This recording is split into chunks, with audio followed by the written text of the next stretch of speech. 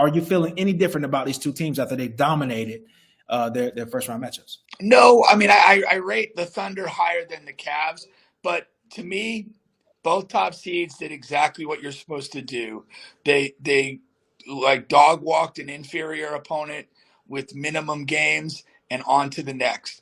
And first of all, shout out to Giannis, man. Just he's never going to lay down. I was talking to somebody earlier about what should they take with the spread, because a lot of these teams in the closeout games, they just they just haven't shown up. Where does your head go after this series? What are you thinking? Are you thinking, okay, Pacers versus Cavs, or are you thinking, damn, where does Giannis go now? Damn, where does Giannis go? I don't think the Pacers threaten the Cavs very much. I'll be very surprised if they do. Let's talk some NBA playoffs, man. Let's talk some NBA playoffs, man. So OKC and the Cavs, they have progressed to the next round. All right. Now, these are two teams who dominated in the regular season, but they're two teams that we kind of haven't talked about much in the playoffs, and that's anywhere, right? Now, respectively, they're number one seeds, and they've dominated their first round matchups. But do you feel any differently about these two teams? Now, for example, for myself, I wasn't really a believer in the Cavs, and I'm still not. Okay. OKC, before the season, I picked them to win. I have changed that since the playoffs have started, and I've moved to Boston. All right. So, for you, are you feeling any different about these two teams after they dominated their first round matchups? No, I mean I rate the Thunder higher than the Cavs, but to me, both top seeds did exactly what you're supposed to do.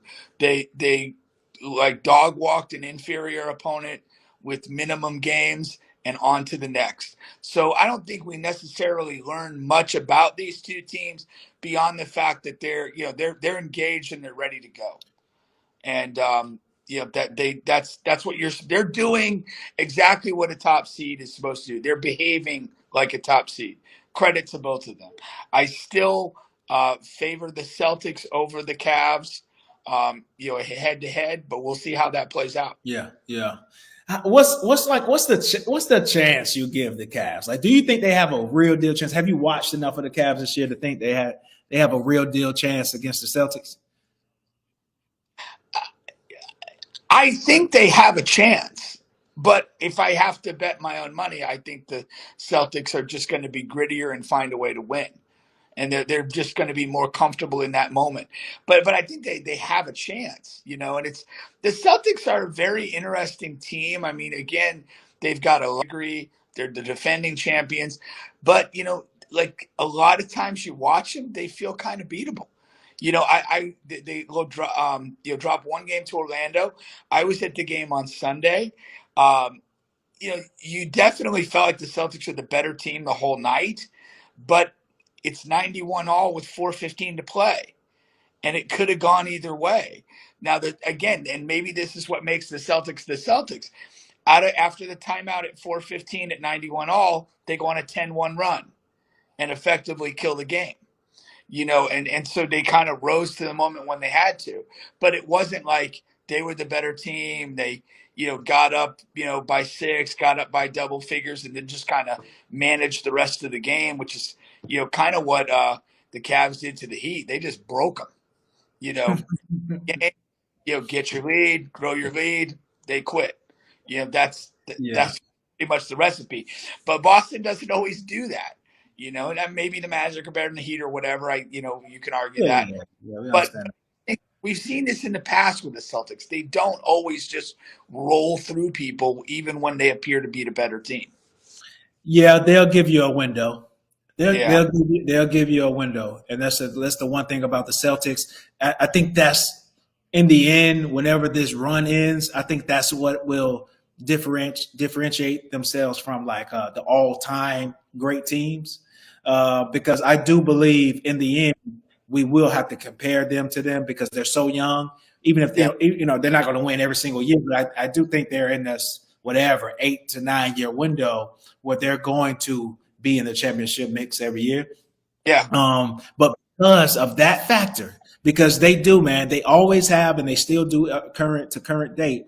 They will give teams opportunities in games, even games that they win. Like you said, you were just at that game where you just like they don't put teams away, man. And Yeah. that's the one thing. But I still think, like you said, their overall talent and experience and grit is what will pull them over in a series. And with the Cavs, man, it's one of those things with them, though. It's an old term, but I really have to see it to believe it, because I just do not believe it. They'll have to make me a believer, and if so, whatever. But I just don't believe it, man. OKC, you know, I want to see them against a better opponent. I don't like how they ended the season. I don't like how they ended the regular season. But again, maybe they were bored and just ready to get to the playoffs. But I thought the way in game one against Memphis, the way they kind of jumped on them and they were just so aggressive, it like, they flipped a switch themselves. Like, however sloppy they were at down the stretch, they definitely came to the playoffs with a mentality of, we're here to Well, handle. I don't know, because John Morant said he had figured them out. Sure, with another injury.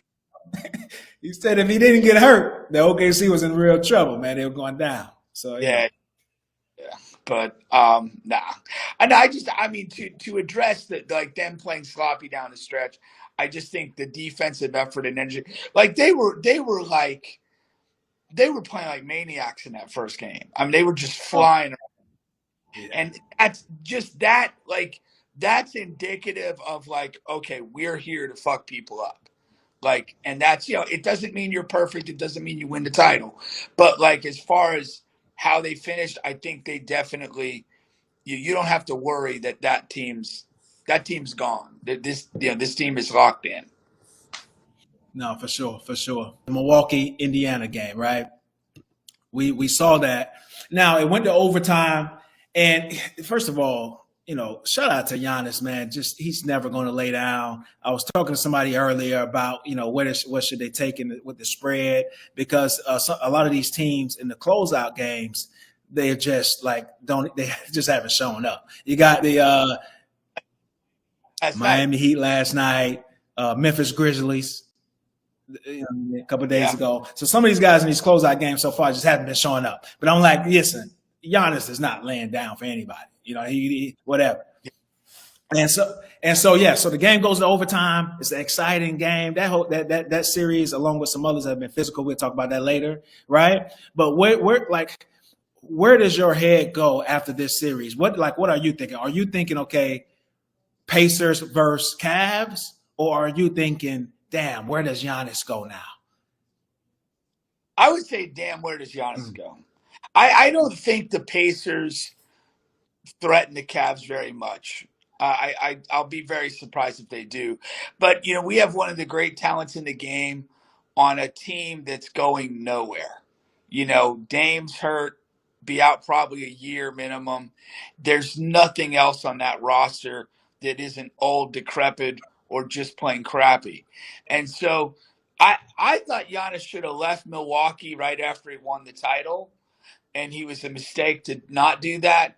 But there's no question now he's got to leverage himself out of there and get to a place where he can enjoy the rest of his career without, just being miserable playing with, carrying guys that literally don't deserve to be carried. Yes and no. I mean, as far as the timing, Milwaukee they've been a franchise that have done a lot, like as far as trying things to upgrade that roster.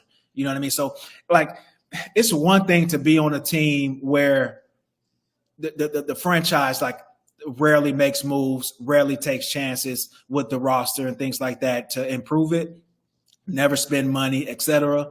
Milwaukee, at the very least, and being in a small market, they have done things like the Kyle Kuzma thing. And I told you when it happened, you wasn't a Kyle Kuzma guy. I'm not either, but it's okay, Chris Middleton is done. Okay.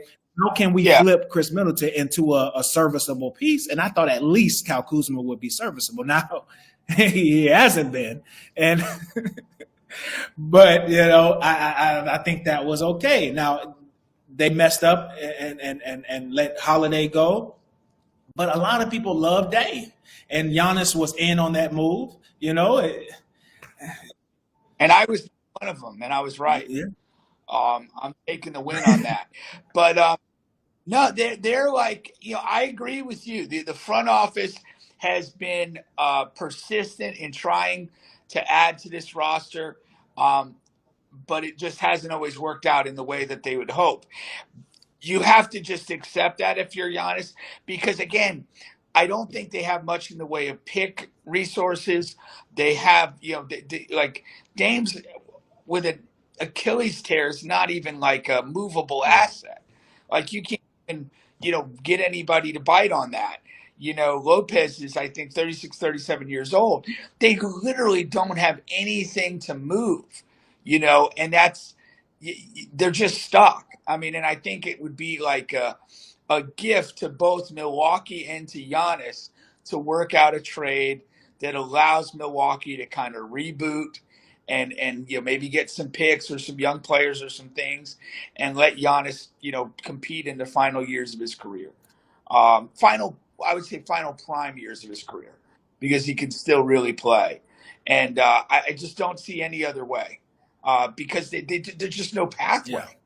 They spent a lot of money, but the Dame injury is just devastating, because you can't even pivot off of him and turn him into something else at this point. No, that's true. No, I agree. I agree. Once again, you're still on the bench podcast with Bubba and Pink, Coma Sports Music and Mayhem. We're available on all podcast streaming platforms, including here, wherever you're watching on IG or TikTok. But our main channel is on YouTube. Like, share, subscribe, all that good stuff. Now,